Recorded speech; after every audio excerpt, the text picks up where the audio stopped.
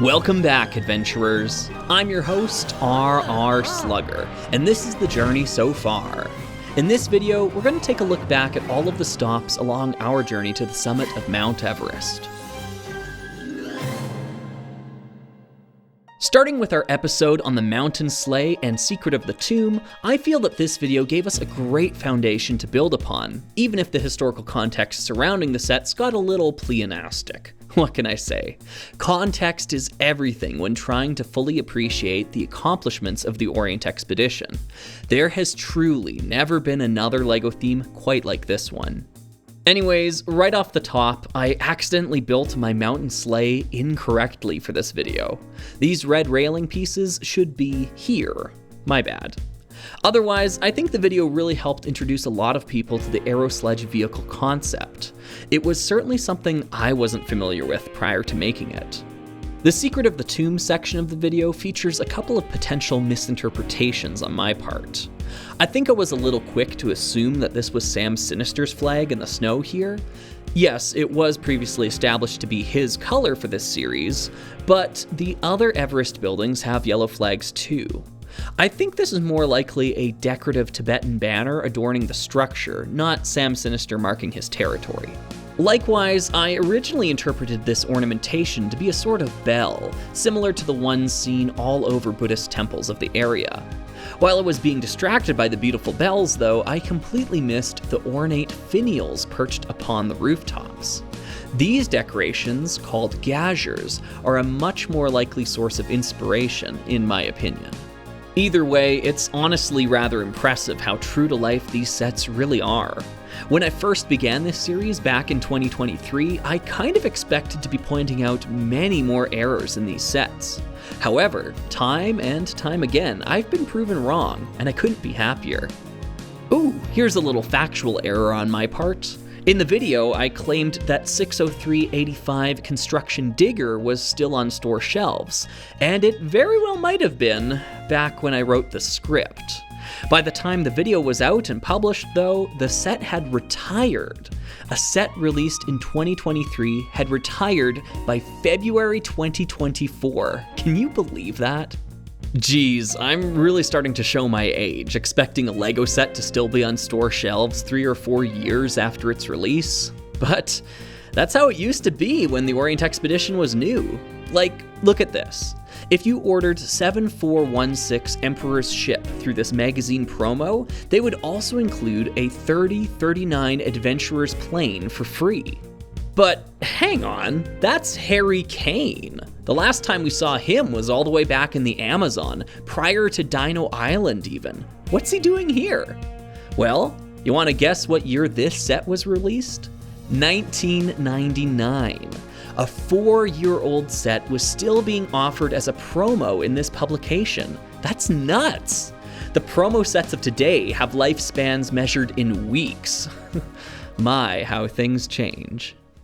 In the video for 7412 Yeti's Hideout, I discussed this feature of the set retroactively labeled the Golden Dingus.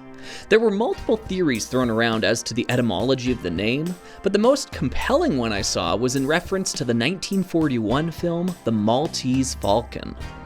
In the script, the titular falcon is sometimes referred to as a dingus, which was apparently slang at the time for thing, rump, or is something else that I'll have to save for a Slugger After Dark episode. Anyways, the name Golden Dingus may have been a reference to this movie, the particular piece of early 20th century slang, or both.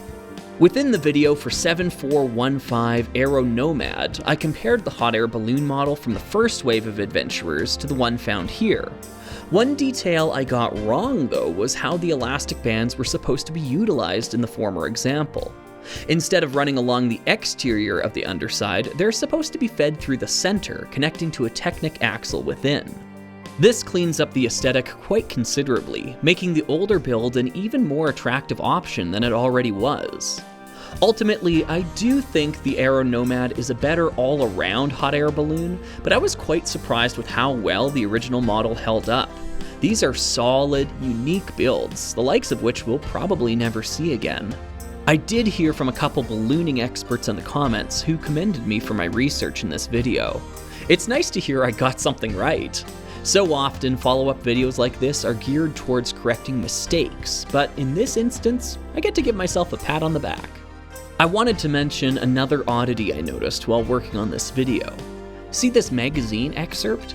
Notice anything wrong about Dr. Kilroy? Yeah, he's gonna get pretty cold that high up without his winter coat. Overall, I think this was one of the stronger outings in my retrospective series to date. I only wish this alternate build didn't put as much strain on the parts, as I still really enjoy its general shape. I find it very reminiscent of time cruisers in a way. Finally, we arrive at the Temple of Mount Everest. The video for this set took 3 months to make, and to call it a slog would be an understatement. To get myself through it, I had to come up with new working strategies so I wouldn't just freeze up in procrastination, realizing the immense amount of work that still lay ahead of me. In the end though, I think my efforts pay off in the video itself. Somehow managing to have a longer runtime than the Scorpion Palace video, I'm honestly shocked at the outcome here, as I did try my best to be more concise this time around. I guess there was still a lot to cover. Also, just like the Scorpion Palace, the Temple of Mount Everest was notoriously difficult to photograph within my setup. There were only a couple of angles I could position it and still see most of the set, so I had to work around these limitations. Ultimately, I still think I got some beauty shots that showcase the set in a positive light. I think that's all I can ask of myself at the end of the day. Speaking of photography, there's one photo I did want to mention. This photograph, labeled Preliminary, hiding in plain sight on Lego.com. Perhaps this was taken prior to the proper promotional work that would appear on the box art?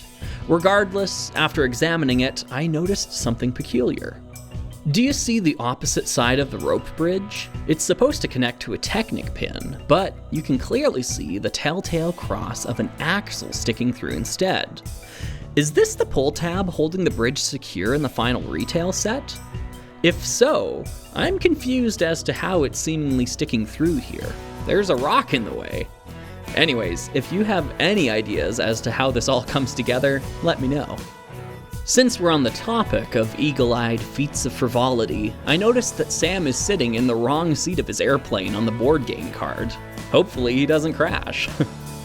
This biplane also mistakenly stands in for the Thunder Blazer set in this LEGO magazine, which is interesting in its own right. I've got a lot to speculate on regarding the Thunder Blazer, but I'll save that for our expedition to China.